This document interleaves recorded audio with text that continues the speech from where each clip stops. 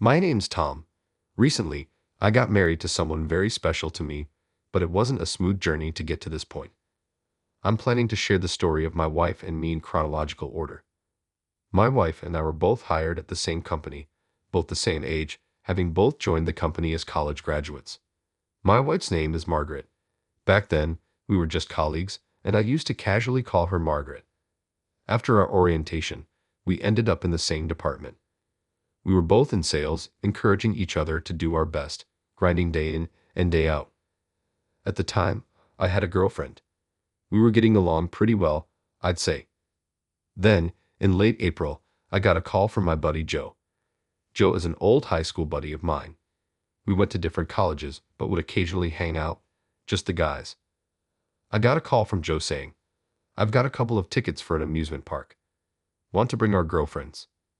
I'd never been on a double date before, so it was a bit awkward, but it seemed like it could make a good memory. My girlfriend was also up for it, so we decided to go.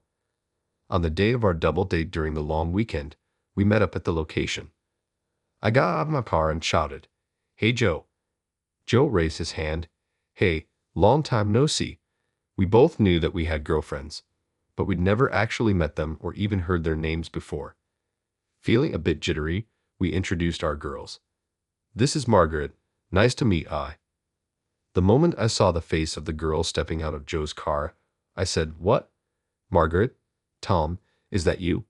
We both looked at each other and couldn't help but laugh.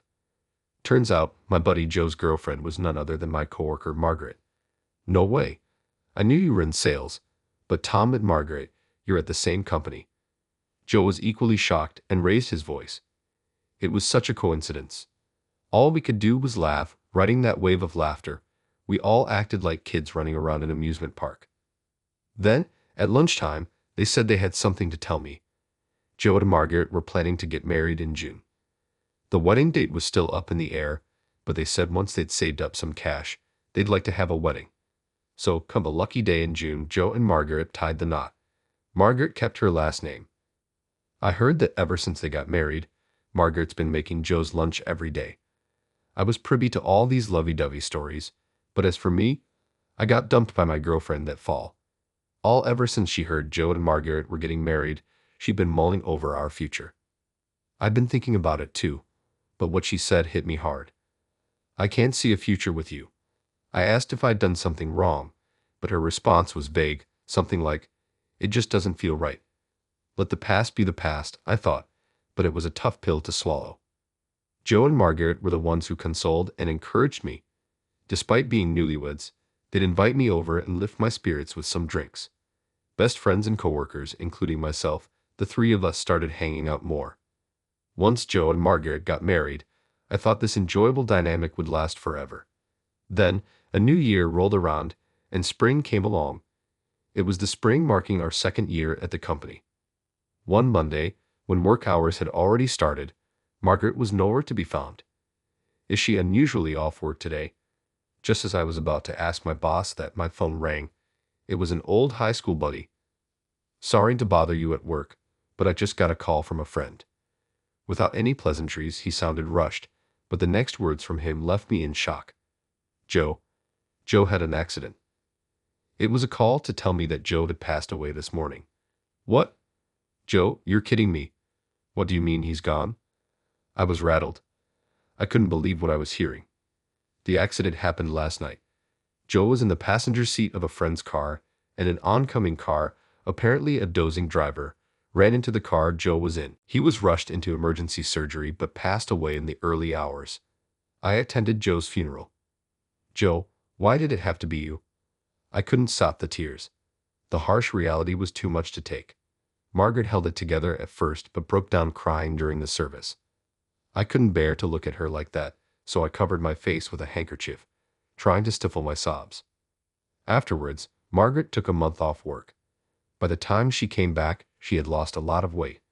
When she returned, she came to my desk. "Tom, thanks for all the emails. Sorry for worrying you." Margaret smiled, but I could tell she was still forcing it. "Even I can't believe that Joe's gone. That's why I've been so worried about." During her time off, I had been sending her emails at night. "Are you eating properly? Getting good sleep in your bed, that's all I could really ask in my mails. But Margaret told me she appreciated those messages. Being alone at night was tough for her. When she got home, the loneliness hit her hard, and she couldn't get anything down. When she got an email from me, it made her think that she had to at least try to live a normal life. Even if it was just one sandwich, she managed to eat it. Seeing Margaret like that, I couldn't bring myself to say, "I hope you get better soon." All I could do to make her feel even a little bit better was to invite her out for dinner after work. I've tried a couple of times with colleagues who are also worried about her, but she declined, saying she's not up for it yet. But we kept asking her, and eventually she accepted our invitation. Her appetite was small, but seeing Margaret say the food was good and actually eating a little made me feel somewhat relieved.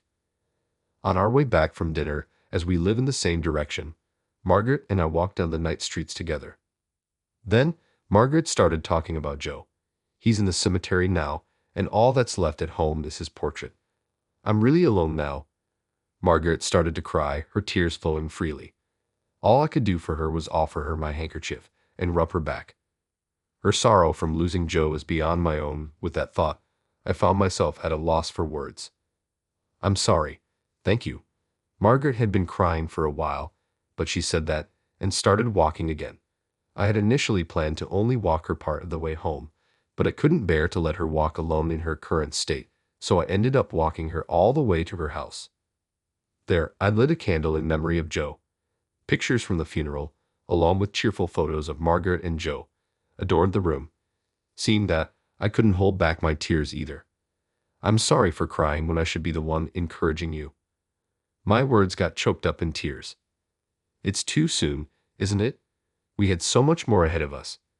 It's frustrating, but I bet Joe is the most frustrated of all. Margaret said, as she wiped away her tears. "But I have to keep going or else Joe would worry," she shared.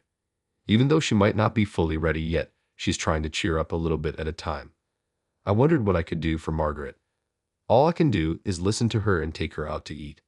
That felt so inadequate. Margaret had said that she finds it easier to cope while working, but it seemed like she was putting on a brave face. Yet, she managed to get through the first anniversary of Joe's passing. While she still had her down moments, Margaret was slowly getting her spirits back. During this time, the support from everyone remained unchanged. A few of us from work kept inviting her out to dinner after work. I continued to walk Margaret back to her house. On days when we got home early, I would light a candle in memory of Joe. One day, while I was walking Margaret back to her house, she asked, "Why do you always walk me home?" "I don't want you to be in danger if something happens on the way home. There are dark streets. Besides, if something happened to Margaret, Joe would be furious.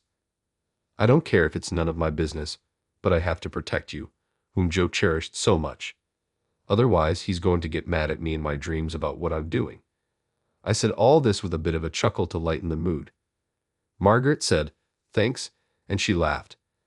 Time passed, and we reached the third anniversary of Joe's passing. Both Margaret and I were more involved in our work than ever. On exhausting days, we continued to unwind by going out to dinner with some coworkers. Then one day, as I was walking Margaret home again, she said she had a small favor to ask. "You see, the light bulbs in my foyer and dressing room have gone out. I tried standing on a step stool, but I just can't reach. Could you help?" To Margaret, who seemed a bit embarrassed to ask, I cheerfully replied, "Sure thing, no big deal. Don't sweat the small stuff," I added, and Margaret smiled as if she were really pleased. Once inside her house, I replaced the light bulbs for her. "Thanks so much. It's surprising how much you're needed, Paul," Margaret said. I joked, "Well, good thing I could reach the ceiling. Otherwise, that would have been embarrassing, huh?" Margaret laughed and said, "Funny thing is, when Joe changed a light bulb in another room, he was barely reaching it, trembling all the while." I laughed back, "Ha! Well, I'm way taller than him. Yeah, this ceiling would be a stretch for Joe." Margaret suddenly burst out laughing. I stepped down from the step stool, folded it up, and handed it over to her. But just then, our fingers lightly touched, and our eyes met unexpectedly. The laughter that filled the air between us abruptly ceased. However, I looked away and acted as if I felt nothing. That's when Margaret softly said, "Hey, why are you so kind? Hearing that, our eyes met again. For a split second, I felt my heart skip a beat, but I said nothing and just looked at Margaret. You're always encouraging me, and you're always concerned. You're too kind. I might get the wrong idea. Margaret spoke slowly. Once again, I felt my heart flutter. But then she said, just kidding. Sorry, forget it. Geez, maybe I'm a little tipsy today, and went on to put away the step stool as if nothing had happened. However, I found myself chasing after her, and before I knew it, I was hugging her from behind. A moment of silence passed. I could feel the warmth radiating from Margaret in my arms. Then it hit me, the feeling that I wanted to protect Margaret was there, and it wasn't just as a coworker or as a friend's wife. I was falling for Margaret.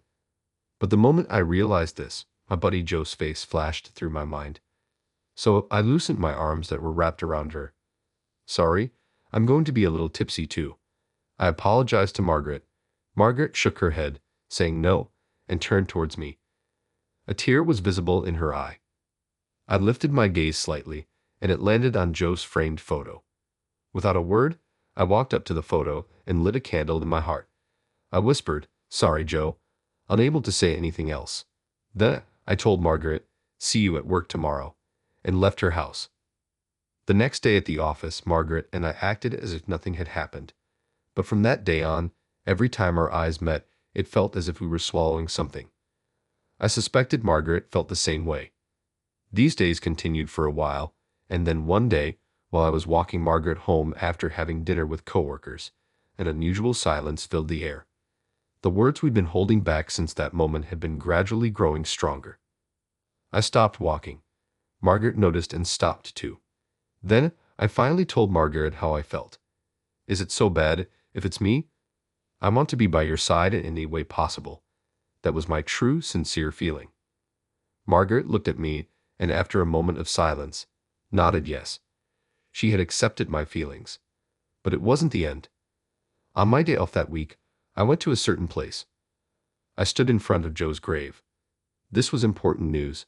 I wanted to say it here, where Joe was. Joe, I've come to make a resolution. I'll make Margaret happy, and I'll take good care of her on your behalf too. So please accept that I'll be the one with her. I promise I'll protect her smile, no matter what. I said that, then bowed my head in front of Joe's grave. How long I closed my eyes and bowed, I can't say. Suddenly, I felt a gentle warm breeze blow by. I lifted my head and looked at Joe's grave, asking, do you forgive me? I posed a question like that. Then another warm breeze blew. It felt like Joe was answering me. That warm wind had a kindness to it that reminded me of how Joe used to speak. I said, thank you, and bowed my head deeply once more. I promise I'll absolutely keep this vow. I swore that to Joe. As I left, I turned towards Joe's grave one last time and said, Joe, I'll be back. With that, I walked away. A decade has passed since then. We had just recently observed the 13th anniversary of Joe's passing. Margaret and I have been together ever since, living in a committed relationship, much like a common-law marriage. On a day that came after that, Margaret suddenly said she had something important to discuss. It was on our way back from visiting Joe's grave to honor his memory. It had become our custom to pause and rest at a park before heading back home after these visits. That's when Margaret suddenly turned serious and started speaking. Tom, it's been a while, and we just had Joe's 13th memorial service. So I've been thinking, it's about time. I know we shouldn't rush to conclusions, but we need to think about our own lives too. I'm sorry for everything up to this point. Thanks for being there for me, Margaret said, her hand trembling as she held out a marriage license. I hugged Margaret tightly. Don't apologize. I'm the one who said any form of us is fine, right? Margaret broke into tears, nodded yes, and forced a smile. Hey, don't cry. If you do, I'll feel like I've broken a man-to-man promise. I cheerfully said that to prevent Margaret from crying any further. Margaret laughed and said, what's this man-to-man promise you were talking about? Well, never mind that. I hugged Margaret again and looked up at the sky.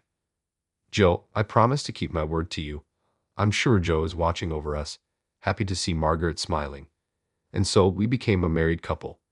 2 years later, a new life was born into our family. A cute little girl who looks like Margaret. On the day our child was born, there was a meteor shower. It was a special day for other reasons too. Joe loved stargazing. Both Margaret and I knew that, so we couldn't help but think that he was sending his blessings for a safe childbirth and our happiness. The child was safely born, full of energy, and she has since filled our lives with her adorable laughter. To ensure that the family we're committed to protecting can always smile, and while cherishing our loved ones as they deserve, we plan to keep living